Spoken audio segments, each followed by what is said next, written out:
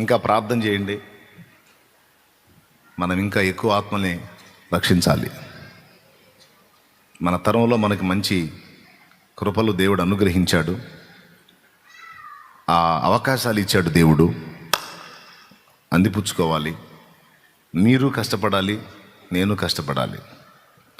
ఆత్మల సంపాదన కొరకు, నశించిపోతున్న జీవితాల కొరకు మీరు నడుం కట్టాలి, నేను కూడా నడుం కట్టాలి. ఈరోజు మనం బయటపడ్డాం.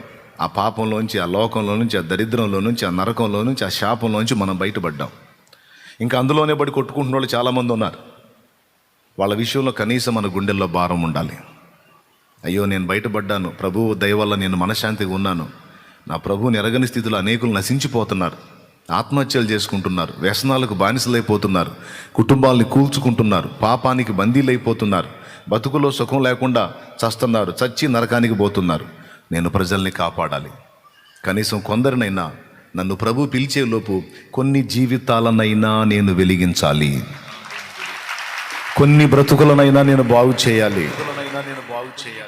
నా ఊపిరి పోయిన నాడు నన్ను టెంట్ కింద సమాధి పెట్టెలో బాక్సులో ఉంచితే నా దగ్గరకు వచ్చి నా ద్వారా సువార్త విని నా ద్వారా రక్షణలోనికి వచ్చిన 4 ఆత్మలు నా పక్కన నిలిచి 2 కన్నీటి చుక్కలు వదిలే స్థితిలో నేను బతకాలి. హల్లెలూయా. ఎలాంటి స్థితిలో? ఇదిగో ఈయన నాకు ప్రభువుని పరిచయం చేశాడు, నేను నా కుటుంబం నరకం నుంచి కాపాడబడటానికి నా ప్రభు ఇదిగో ఈయనను వాడుకున్నాడు, నా ఆత్మరక్షణ కోసం ఎంతో ప్రయాసపడ్డాడు, ఎంతో శ్రమ పడ్డాడు. ఒకసారి ఒక దైవజనుడి స్టోరీ నేను విన్నాను. ఎంతోమందిని రక్షణలోకి నడిపించిన దైవ సేవకుడు ఆయన. ఆయనకి మరణకరమైన బలహీనత వచ్చినప్పుడు తుది శ్వాస విడిచే స్థితిలో ఉన్నాడు, చివరి ఘట్టంలో ఉన్నాడు. ఆయన కన్ఫామ్ అయిపోయింది, నేను చచ్చిపోతాను, ప్రభు దగ్గరికి వెళ్ళిపోతానని. ఆ స్థితిలో తాను ఉన్నప్పుడు తన దగ్గర ఉండే పరిచారకుల్ని పిలిచి, ప్రభు నన్ను పిలుస్తున్నాడు, నేను వెళ్ళిపోతాను, నన్ను సమాధి చేస్తారు కదా అంటే, అలా అనకండి అయ్యా, మీ నోట అలాంటి మాటలు రాకూడదు, అలా అనొద్దు అంటే, నేనేం కావాలని అంటల్లా, దేవుడు నాకు బయలుపరిచాడు, నేను అంటున్నా, నన్ను ప్రభు పిలుస్తున్నాడు, నేను వెళ్తా. నేను వెళ్ళిపోయిన తర్వాత నన్ను సమాధి చేస్తారు కదా అంటే, అందరికీ చేసినట్టు మరి చేయాలి కదా అయ్యా. తప్పులేదు, చేస్తారు కదా. సమాధి మీద నా పేరు, మ్యాటరు, పుట్టినరోజు, పోయిన రోజు, అలాగే ఒక వాక్యం, ఇవన్నీ పెడతారు కదా. అంతే కదా, అందరికి పెట్టినట్టే మీకు కూడా పెడతా ఉంటారు. నా సమాధి మీద ఆ పలక ఉంచొద్దు అన్నాడట. మరి ఏ పలక ఉంచాలి, ఏం రాయాలి అంటే, నేను ఒక మ్యాటర్ చెప్తా, అది రాయండి. నా జీవితకాలంలో చాలా ప్రార్థనలకు నేను జవాబు పొందా, చాలా ప్రార్థనలకు నేను జవాబు పొందా. ఒక్క ప్రార్థనకు మాత్రం నాకు జవాబు రాలా. ఒక వ్యక్తి కోసం కొన్ని సంవత్సరాలుగా నేను ప్రార్థన చేస్తున్నా, ఒక పర్సన్ కోసం. కానీ ఇంతవరకు ఆ వ్యక్తి మారు మనసు పొందలా. అతను రక్షణ లేకుండానే ఉన్నాడు, మారు మనసు లేకుండానే ఉన్నాడు. అతని కోసం నేను కొన్ని సంవత్సరాలుగా ప్రార్థించాను, కానీ అతని విషయంలో నాకు జవాబు రాలా. కానీ నేను వదిలిపెట్టను. చివరిసారిగా ఈ ఒక్క రాయి నేను వేయాలి. ఏంటంటే, ఆ వ్యక్తి పేరు చెప్పాడు, తను ఎవరి కోసం ప్రార్థన చేశాడో ఆ వ్యక్తి పేరు చెప్పాడు. ఆ వ్యక్తి పేరు నా సమాధి పలక మీద మెయిన్లో రాయండి. ఈ పేరు కలిగిన వ్యక్తి కోసం, ఈ సమాధిలో ఉన్న వ్యక్తి, ఈ పేరు కలిగిన వ్యక్తి కోసం ఈ సమాధిలో ఉన్న వ్యక్తి అనేక సంవత్సరాలు ప్రార్థించాడు. తన చివరి ఘట్టంలో కూడా అతని గురించే, అతని ఆత్మ గురించే బాధపడి, వేదన చెంది, ఇతని విషయంలో దుఃఖపడుతూ, ఇతని ఆత్మ రక్షణను ఆశిస్తూ కన్ను మూశాడు అని రాయండి. అంతే రాశాడు. అతను చనిపోయిన అతనికి సమీపస్తుడు ఆ పేరు కలిగిన వ్యక్తి. తానున్న ప్రదేశం నుంచి నా సమాధి కార్యక్రమానికి వెంటనే రాలేడు, కానీ ఒకటి నిజం, ఖచ్చితంగా వస్తాడు. కార్యక్రమం అయిపోయినాకైనా వస్తాడు. వచ్చినప్పుడు అది చూడాలి అతను. ఇక నాకు వేరే చింతలు ఏం లేవు. ఆ ఒక్క ఆత్మ మిస్ అయింది. ఆ ఒక్క ఆత్మ కూడా రక్షించబడితే చాలా బాగుండేది, కానీ అది జరగల. ఈ ఒక్క ప్రయత్నం చూసారా, ఎంత మొండోడో చూసారా. సస్తా కూడా ఒక రాయి వేస్తున్నాడు. సస్తా కూడా ఒక ఆత్మ రక్షణ కోసం ప్రయత్నం చేస్తున్నాడు. అంటే నశించిపోతున్న ఆత్మల విషయంలో తనకున్న భారం, చివరి ప్రయత్నంలో కూడా, తుది శ్వాస విడిచేటప్పుడు కూడా ఈ ప్రయత్నం ద్వారా ఒక ఆత్మను రక్షిద్దామనే ఆలోచన. నిజంగానే ఆ సమాధి కార్యక్రమం అయిపోయింది. నిజంగానే కన్ను మూసాడు, సమాధి కార్యక్రమం అయిపోయింది. కొద్ది దినాల తర్వాత ఈయన మరణ వార్త తెలుసుకొని ఆ ఆయనకు సమీపస్తుడు వచ్చాడు. ఫలానా ప్రదేశంలో సమాధికి చేశాం బాబు అన్నాడు. నాకు చూపించండి, నేను చూస్తాను అన్నాడు. అక్కడికి వెళ్ళాడు. అతని పేరు వాళ్ళకి తెలియదు. ఎవరికి తెలియదు? ఆయన ఎవరిని వచ్చి అడిగాడో, ఫలానా ఆయన కన్ను చనిపోయాడు కదా, ఆయన ఎక్కడ సమాధి చేశారని ఎవరిని అడిగాడో ఆ వ్యక్తులకి ఇతను తెలియదు. చనిపోయిన దైవజనుడికి తెలుసు. ఫలానా ప్రదేశంలో కొంచెం చూపిస్తారా? వచ్చారు. చూపించడానికి వచ్చి ఆ దైవజనుడి సమాధి దగ్గరికి తీసుకెళ్ళినప్పుడు ఆ సమాధి దగ్గర ఆయన నిలబడి సమాధి పలకెళ్ళి చూసి నిర్ఘాంతపోయాడు. ఎందుకంటే ఆ సమాధి పలక మీద నిద్రించిన దైవజనుడి పేరు లేదు, సజీవంగా ఉన్న తన పేరుంది. చూసి ఆ కింద మ్యాటర్ కూడా చదివి ఏడవటం మొదలుపెట్టాడు. ఏం లేదు, మైండ్ బ్లాక్ అయిపోయింది. ఇతని ఆత్మ విషయంలో అతనికి ఉన్న భారం, కన్ను మూసేటప్పుడు కుటుంబీకుల్ని వాళ్ళకి బాధ్యతలు అప్పచెప్పటం, నువ్వు జాగ్రత్త అని ఒప్పగింతలు ఏదో ఉంటాయి. అసలు ఏవి పట్టించుకోకుండా, వాళ్ళని గురించిన చింతే లేకుండా, నా గురించి ఆలోచిస్తూ, నా గురించి మీకు చెప్పి, నా విషయంలో ఇంత వేదన పడి, నా పేరునెత్తి ఇంత దుఃఖంతో కన్ను మూసాడా?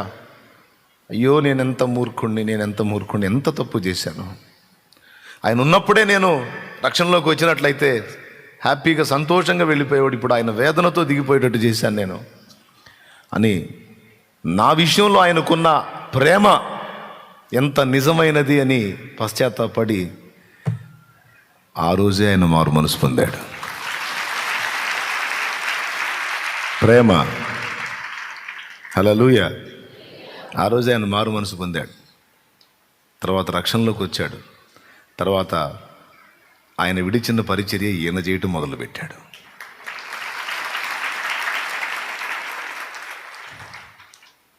వాస్తవంగా ఇదొక యథార్థ సంఘటనే. కొన్ని చాలా ఆశ్చర్యంగా అనిపిస్తాయి, కానీ నిజమే. ఇది ఎందుకు నేను మీకు చెప్పానంటే, నేను రక్షించబడ్డాను, నా ఇంటి వారు రక్షించబడ్డారు, ఓకే,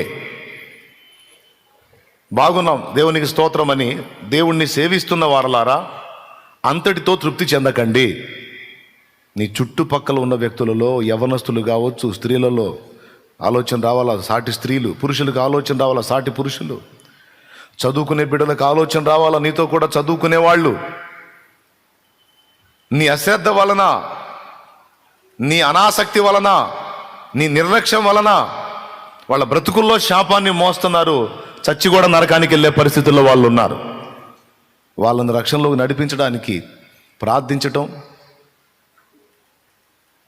మాత్రమే కాదు, వారిని రక్షించడానికి ప్రేమ చూపుటలోను, క్రీస్తును ప్రకటించడంలోనూ నీవు దృష్టి నిలపాలి, భారముగా వ్యవహరించాలి. అసలు ఒక మాటలో చెప్పాలంటే, ఇంతమంది ఉన్నాం, ఆ మనసు మనలో ఎవరికైతే ఉంటుందో వాళ్ళని స్పెషల్గా దృష్టిస్తుంటాడు దేవుడు.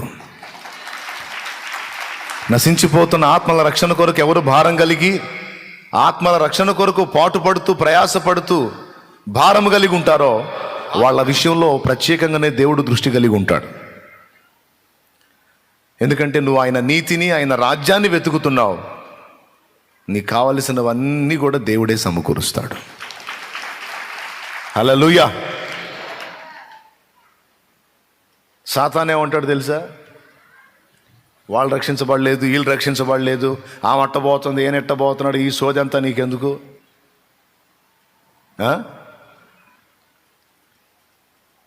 నీ పరిస్థితులు ఎట్లున్నాయి? 3 మూసి 6 అతుకుతున్నావు నువ్వు. నీ ఏడు పేద నువ్వు ఏడు. వాళ్ళు అట్లా, వీళ్ళు ఇట్లా, వీళ్ళు అట్లా, వాళ్ళు అట్లా. వాళ్ళు వచ్చి నీకేమన్నా చేస్తారైంది? నీ అప్పుల సంగతి ఏందో చూసుకో, నీ ఇల్లు నీ సంసారం సంగతి ఏందో చూసుకో. వాళ్ళని బాగు చేద్దాం, వీళ్ళని బాగు చేద్దాం, వాళ్ళని అట్ట చేద్దాం, వీళ్ళని ఇట్ట చేద్దాం, అయ్యో వాళ్ళు అట్టయిపోతున్నారు, వాళ్ళ కోసం వీళ్ళ కోసం ఏడవటం కాదు. నీ ఇల్లు నీ సంసారం నీ కుటుంబం నీ బాధ్యత చూసుకో.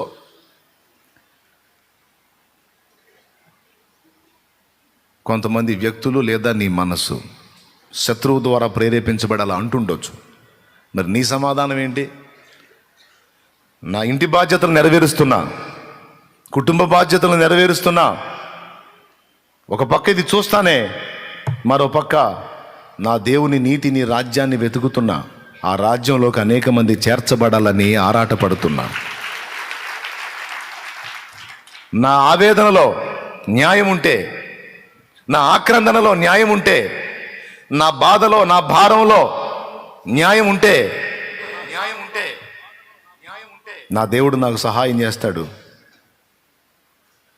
నేను ఆయన పిల్లల విషయంలో ఆసక్తి కలిగి ఉన్నాను గనుక నా సమస్త విషయాల్లో దేవుడే జోక్యం చేసుకుంటాడు. ఆయనే జోక్యం చేసుకుంటాడు. నాకు వాటి గురించి చింత లేదు. అప్పులు ఉన్నాయని, ఇబ్బందులు ఉన్నాయని, కష్టాలు ఉన్నాయని, నిందలు వచ్చినాయని, అవమానాలు వచ్చినాయని, వాళ్ళు అన్నారని, వీళ్ళు అన్నారని, వాళ్ళు తిట్టారని, వీళ్ళు సనిగారని, వాళ్ళు మమ్మల్ని చిన్న చూపు చూశారని, ఈ దరిద్రమే అవసరం లేదు నాకు. అవన్నీ ఆయనే చూసుకుంటాడు. నన్ను అవమానపరిస్తే ఎవడైనా, అవమానపరిచిన వాళ్ళు ఎదుట నన్ను నా తల ఎత్తి గనపరిచేవాడు నా దేవుడు. ఆర్థిక సమస్యలతో నలుగుతుంటే తప్పకుండా నాకు సమృద్ధినివ్వగల సమర్థుడు నా దేవుడు. నేనైతే వాటికెళ్ళి చూడను. ఎన్నో ఉన్నాయి, నాకు సమస్యలు ఉన్నాయి, కానీ వాటికెళ్ళి చూడను. అవి నాకు మేజర్ సమస్యలు కావు. నాకు ముఖ్యమైనది ఏంటంటే, నిత్యము మండుతున్న అగ్ని గంధకాల్లోకి, అగ్ని గుండంలోకి వెళ్ళిపోయే పరిస్థితుల్లో ఉన్న ఆత్మలను కాపాడగలిగినంత వరకు బయటికి తీసుకురావడం, కాపాడటమే నాకు చాలా ముఖ్యమైన పని. ఇది నాకు మెయిన్.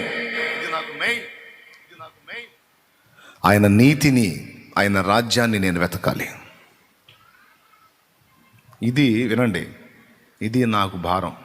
నా హృదయంలో దేవుడు పెట్టిన భారం స్టార్టింగ్ నుంచి. ఎప్పుడైతే యేసయ్యను తెలుసుకున్నానో, ఆయన ప్రేమను రుచి చూశానో, ఇక నాకు ముందు ఏమనిపించిందో తెలుసా? ముందు ఆయన ప్రేమను నేను ఆస్వాదిద్దామని కాదు. ఒక పక్క నేను ఆయన ప్రేమను ఆస్వాదిస్తూ, అరే ఈ ఆనందకరమైన జీవితాన్ని ఎరుగని స్థితిలో ఇన్నేళ్ళు నేను పాడు చేసుకున్నాను నా బ్రతుకుని. ఇదే స్థితిలో అనేకులు ఉన్నారు కదా నాలాగనే, వాళ్ళు కూడా యేసయ్య పరిచయం అయితే ఎంత బాగుండు అనే ఆలోచన కలిగింది. ఒక పక్కేమో బాధలు, బాధ్యతలు, అవసరాలు, పరిస్థితులు, మరో పక్కేమో యేసును అనేకులకు పరిచయం చేయాలన్న ఆరాటం. కానీ రెండోదే గెలిచింది. మొదటిది గెలవల, మొదటిది ఓడిపోయింది, రెండోది గెలిచింది. బాధలు, పరిస్థితులు, ఇబ్బందులు, ఆవేదనలు, అప్పులు, తిప్పలు, ఇవి గెలవలా నన్ను, అవి ఓడిపోయినాయి. ఆత్మల కొరకైన భారమే గెలిచింది. హల్లెలూయా, హల్లెలూయా. నా దైవజనుడు, ఆ పాట రాసిన దైవజనుడు పరిచయం అయ్యాడు. ఆయన పేరు నా పేరే తెలియని ప్రజలనే పాట గంట రాజారావు గారా, రాజారత్నం గారా, గంటానేనా, అదే పేరు. ఆ పాట రాసింది ఎవరో నాకు తెలియదని చెప్పాను గతంలో. మొన్న పిల్లలు తీసుకొచ్చి చూపిస్తూ ఉన్నారు. ఆ దైవజనుడు, ఆ పాట రాసినటువంటి సేవకుడు ఇంకా సజీవంగా ఉన్నాడు, దేవుని కృపలో క్షేమంగా ఉన్నాడు. నేను రక్షణలోకి వచ్చినప్పటికే ఓల్డ్ పాట అది. నేను రక్షణలోకి వచ్చిన 2002లోనే అది ఓల్డ్, పాత పాట. ఎవరు రాశారో పాత భక్తులు, అప్పటి కాలపోళ్ళు అనుకున్నాను నేను. కాదు, ఆయన ఇప్పటికీ దేవుని కృప వల్ల క్షేమంగా ఉన్నాడు, ఇంకా ఉండును గాక. ఏం పేరు ఆయన పేరు? తెలిస్తే కొంచెం స్వరం పెద్దగా ఎత్తి. ఆయన ఆయన ఆయన దైవజనుడు గంట రాజారత్నం గారు. నేను చెప్పిన పేరు కరెక్టేనా? నేనేనా మీకంటే? ఆయన పెద్ద ఆయన. ఆ పాట రాసినటువంటి ఆయన, దేవుని చిత్తం అయితే కలుస్తా ఒకసారి ఆయన దగ్గరికి, నేనే పోయి కలుస్తా. మొన్న ఆయన ఇంటర్వ్యూలో నా గురించి కూడా ఎత్తి మాట్లాడాడు ఆ మహానుభావుడు. ఆ పాట ఎన్నోసార్లు నన్ను ఆలోచింపజేసింది. నాలో ఉన్న భారానికి ఆజ్యం పోసింది. దేవుడే నాతో మాట్లాడుతున్నట్టు. ఏమన్నా తెలుసా, చాలామందిని రక్షణలోకి నడిపించుకున్నాను. వచ్చిన వాళ్ళందరూ కనీసం కొందరైనా నా కొరకు బ్రతుకుతారేమో, ఇతరులకు నన్ను గురించి పరిచయం చేస్తారేమో అని ఎదురు చూశాను నా కుమారుడా. కానీ మోసపోయాను. చాలామంది నన్ను మోసం చేశారు. ఇప్పటికీ నా బిడ్డలు అనేకులు నశించిపోతున్నారు. కొంతమందికి నా పేరు కూడా తెలియదు. వాళ్ళని రక్షించాలి. హైదరాబాద్లో నేను ఉన్నప్పుడు తరచుగా మిషనరీలను నేను కలుసుకునేటట్టు దేవుడు చేశాడు. నశించిపోతున్న ఆత్మల రక్షణ కోసం త్యాగం చేసినటువంటి వ్యక్తులు, భక్తులు కొంతమందిని నేను కలుసుకోవడానికి దేవుడు అవకాశం ఇచ్చాడు. అంతేకాదు, కొంతమంది భక్తులు, ముందు తరాల్లో గతించినటువంటి భక్తుల జీవిత చరిత్రలు నాకు అందేటట్టు చేశాడు. ఆ భక్తుల స్టోరీస్ చదివినప్పుడు ఆత్మల కోసం ఎంత పరితపించారు వీళ్ళు. జిమ్ ఎలియట్ స్టోరీ కానీ, డేవిడ్ బ్రైనార్డ్ స్టోరీ కానీ, విలియం కేరీ స్టోరీ కానీ, డేవిడ్ లివింగ్స్టన్ స్టోరీ కానీ, అలాగే మన ఇక్కడి భక్తులు, తెలుగు భక్తులు స్టోరీలు, ఇవన్నీ నా హృదయంలో ఆజ్యం పోసినాయి. ఆత్మల కొరకైన మంట ప్రారంభమైతే ఆ పాట, ఈ భక్తుల స్టోరీలు ఆజ్యం పోసి ఆ మంటను ఇంకా రగిలించినాయి. కానీ ఏం చేయాలా? పరిస్థితులేమో ఎటు కదలలేని పరిస్థితులు, బాధ్యతలు, అవసరాలు, అక్కరలు, ఈ చాలా ప్రాబ్లమ్స్. కానీ ప్రశాంతంగా ఉండలేకపోయా, తెగించా. ఏమన్నా కానీ, ఎన్ని అవమానాలైనా రాని దేవుని పని చేయాలి. ఆత్మల కోసం కష్టపడాలి. యేసు ప్రభువులో నేను పొందుతున్న ఆనందం, అనుభూతి, మాధుర్యం, ప్రశాంతత, మనశ్శాంతి, నెమ్మది, ధైర్యం, రక్షణ చాలామంది జీవితాల్లో లేదు. ప్రయత్నం చేద్దాం, ప్రయాసపడదాం. కనీసం నేను చచ్చేలోపు ఒక 50 మందినన్నా రక్షించలేనంటావా? ఒక 50 జీవితాలన్నా వెలిగించలేనంటావా? అన్ని జీవితాలకు నేను ప్రభువుని పరిచయం చేయగలిగితే అంతవరకైనా నా జన్మ నిష్ఫలం కాకుండా నా దేవుడు సంతోషపడతాడు కదా. అంతమంది జీవితాలైనా బాగు చేసిన వాడిని అవుతాను, అంతమంది జీవితాలకైనా మేలు చేసిన వాడిని అవుతాను కదా. నేను సంపాదించుకొని, నేను తిని, నేను తాగి, నేను సంతోషించి, నేను సుఖించి, నేను పొందిన రక్షణను బట్టి నేను ఆనందించి, నేను పండగలు చేసుకుంటే దాన్ని బట్టి దేవుడు సంతోషించడు కదా. పాడైపోతున్న జీవితాలను బాగు చేసినప్పుడే కదా నా ప్రభు సంతోషపడేది. నశించిపోతున్న ఆత్మలను రక్షించినప్పుడే కదా నా ప్రభు సంతోషపడేది. అన్ని జనులలో ఆయన నామాన్ని మహిమపరిచినప్పుడే కదా నా ప్రభు సంతోషపడేది. కాబట్టి ఆయన సంతోషమే కావాలి. ఆ పాట వినబడితే జాలిగా డైరెక్ట్గా ఇక నాతోనే పలకరించి మాట్లాడినట్టు ఉండే.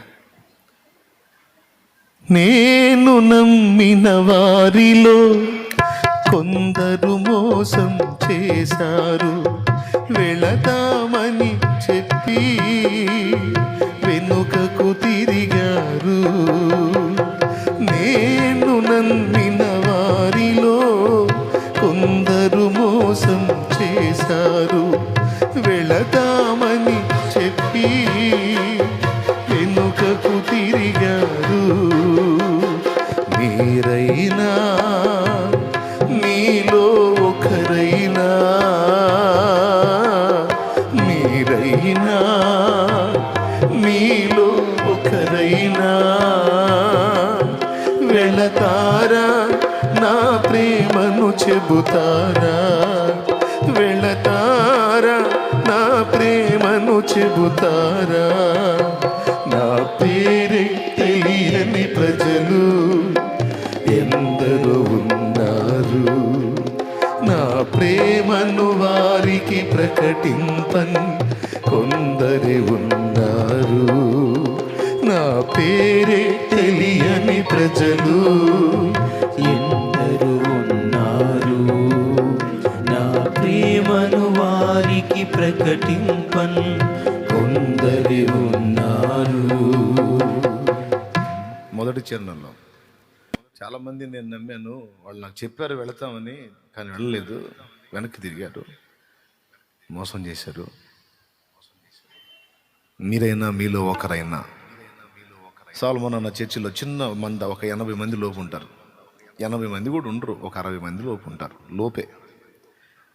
అందరిలో వాళ్ళలో నేను ఒకడిని. ఆ కూర్చొని మీరైనా మీలో ఒకరైనా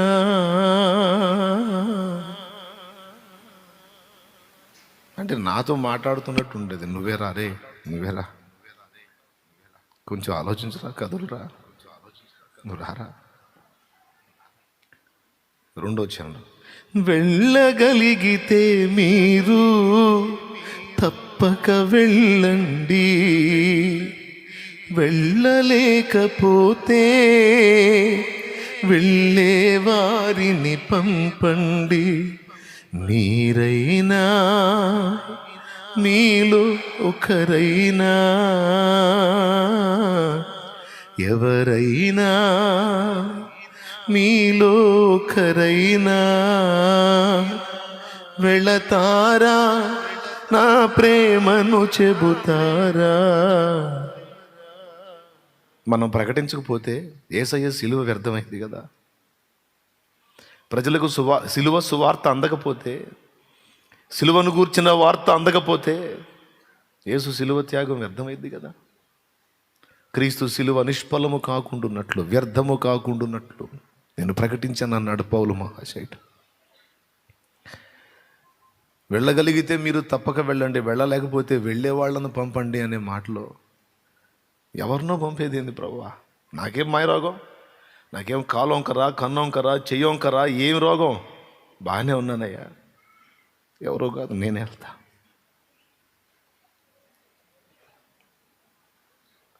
బందికానాలో ఉన్నా ప్రభా, బంధకాల్లో ఉన్నా, నాకు విడుదల ఇవ్వు. నువ్వు ఇచ్చినా ఇవ్వకపోయినా నేను వెళ్తా ప్రభా. నాకు ఉన్నంతలోనే నేను వెళ్తా. ఆత్మల కోసం కష్టపడతా ప్రభా. నిన్ను పరిచయం చేయకుండా ఉండలేను. నీ ప్రేమను రుచి చూసిన నేను ఆ ప్రేమను గురించి లోకంలో ఇతరులకు చెప్పకుండా ఉండటం నా వల్ల కాదు. నేను ఉండలేను. ఏమన్నా కానీ, ఎన్ని బాధలన్నా రాని, ఆఖరికి చావే ఎదురు రాని, నిన్ను గురించి చెప్పకుండా నేను ఉండలేను.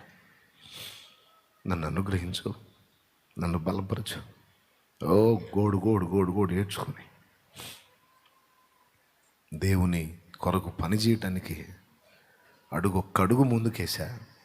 నా కోసం 100 అడుగులు వేసాయి ముందుకేసాడు.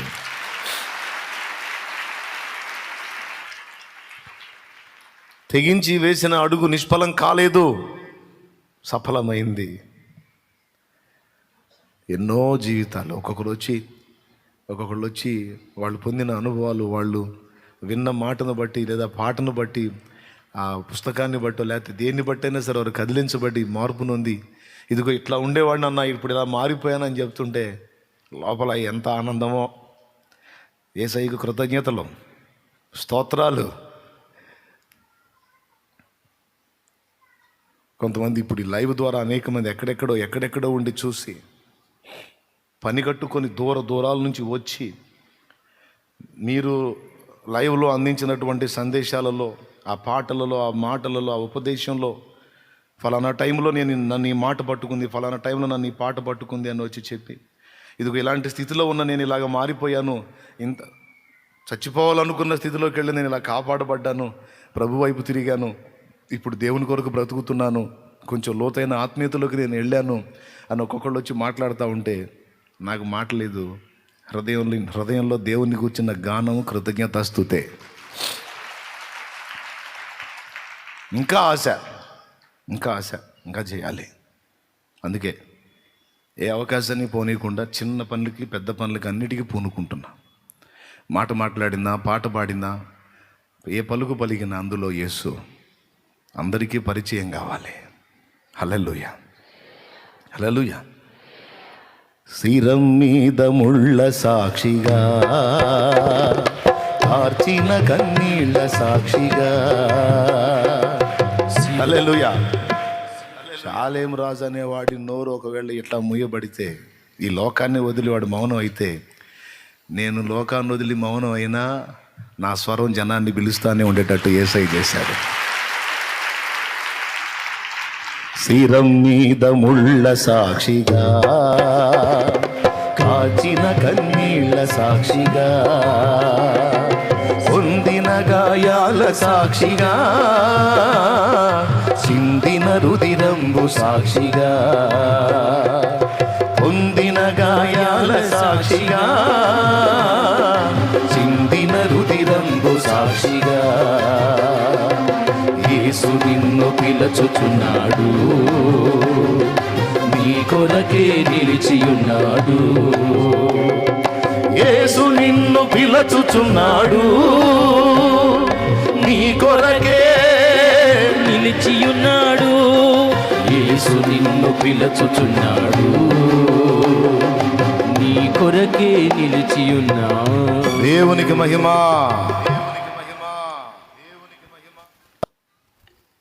కొన్ని సంవత్సరాల తర్వాత, ఇప్పుడు శాశ్వత కాలం నేనే ఉండనుగా, ఒకవేళ రాకడ దాకా నన్ను దేవుడు ఉంచినా,